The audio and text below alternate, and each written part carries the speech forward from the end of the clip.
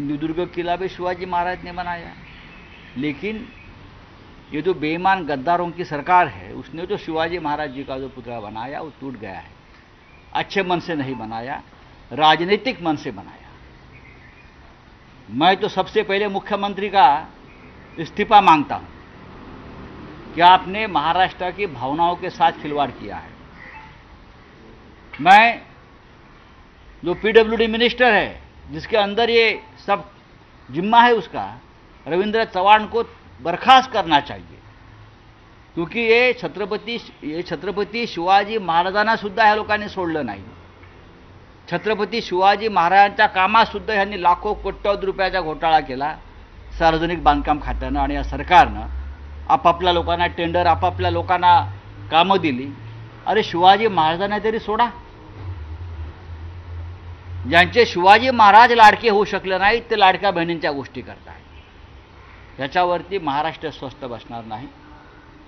महाविकास आघाडी या विषयाचा अत्यंत गांभीर्याने विचार करते की काय पावलं उचलायची आणि पुढे कसं जायचं आहे। महाराष्ट्रातल्या जनतेला महाराष्ट्रात जे चाललंय अगदी छत्रपती शिवाजी महाराजांच्या पुतळ्याच्या भ्रष्टाचारापर्यंत ती प्रत्येक गोष्ट आम्ही सांगणार आहोत। तो हिंदी में आप बोलिए। जानना चाहेंगे, मुख्यमंत्री का भी बयान आया कि हवा ज्यादा थी, इस मामले में कंप्लेंट हवा उनके दिमाग में गई है। हवा ज़्यादा नहीं है, हवा उनके दिमाग में है। यहाँ सर में हवा घुस गई है, इसलिए वो ज़मीन से ऊपर उड़ रहे हैं। जो छत्रपति शिवाजी महाराज जिसे हम महाराष्ट्र को विश्वगुरु तो आप बन गए, ये तो विश्व पुरुष थे।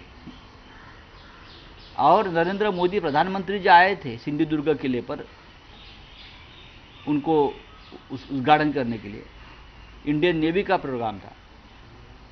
बहुत ही जल्दबाजी में किया लोकसभा चुनाव से पहले। देखो हमने किया वो बताना था, श्रेयवाद की लड़ाई थी।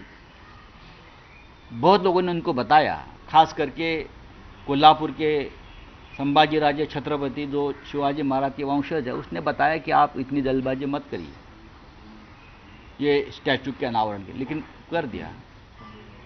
उसमें सामने आया है